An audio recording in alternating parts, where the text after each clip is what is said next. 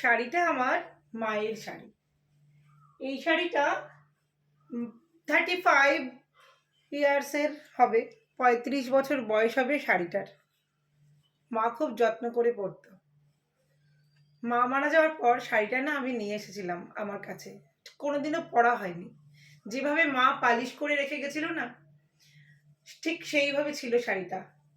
But আজ অনেক দিন ধরে আমার ইচ্ছে শাড়িটা পরার, তো আজকে আমি শাড়িটা পরলাম। দেখো কেমন বলো তো, মায়ের শাড়িটা কত সুন্দর না? মা কত শখ করে কিনেছিল, আর আজকে পরে আছে।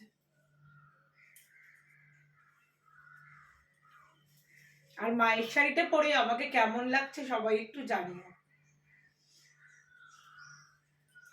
বলতে গিয়ে চোখ থেকে প্রায় জল পড়বে পড়বে ভাব।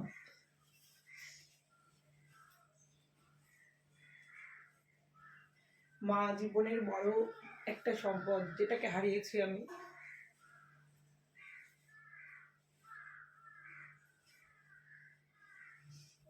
আজকে একটু রিলস বানাবো বলে মায়ের শাড়িটা বার করেছিলাম।